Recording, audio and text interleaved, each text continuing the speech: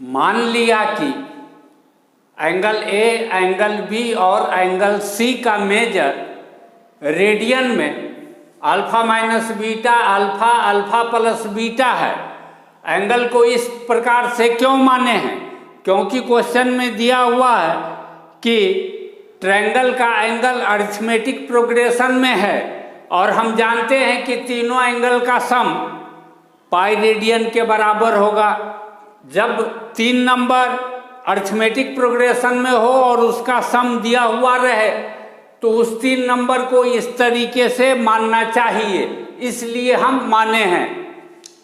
अब तीनों का सम पाई रेडियन हो जाएगा क्योंकि त्रिभुज के तीनों एंगल का जोड़ पाई रेडियन।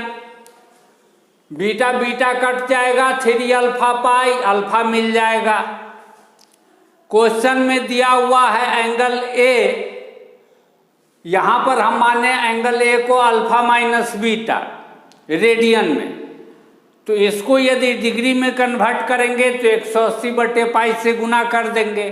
लेकिन क्वेश्चन में दिया हुआ है angle A is equal to x degree, इसका अर्थ है x का वैल्यू कितना, इसके बराबर। x का वैल्यू मिला हमको इसके बराबर।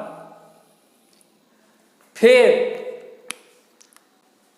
क्वेश्चन में दिया हुआ है angle C is equal to y radian, लेकिन एंगल C को रेडियन में ही हम अल्फा प्लस बीटा माने हैं।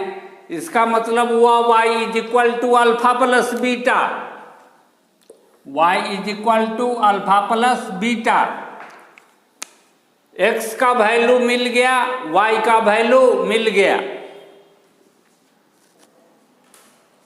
और यह अल्फा तो पहले ही से मिला हुआ है, अल्फा तो पहले ही से पता है। क्वेश्चन में दिया हुआ है x बटे वाई 108/पाई, x के जगह पर यह लिख दिए, y के जगह पर यह लिख दिए। यहाँ पर कंपोनेंडो डिविडेंडो यूज किए तो this plus this by this minus this, simplify करने के बाद अल्फा बाई बीटा 4 मिला, beta right side 4 left side, beta alpha by 4।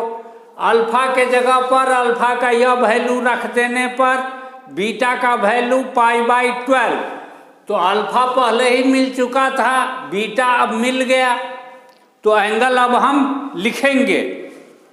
Angle A alpha minus beta निकाल दिए, एंगल बी जो कि अल्फा के बराबर है इसका वैल्यू पहले ही से निकाल चुके हैं, एंगल सी जो कि अल्फा प्लस बीटा के बराबर है, अल्फा प्लस बीटा निकाल दिए।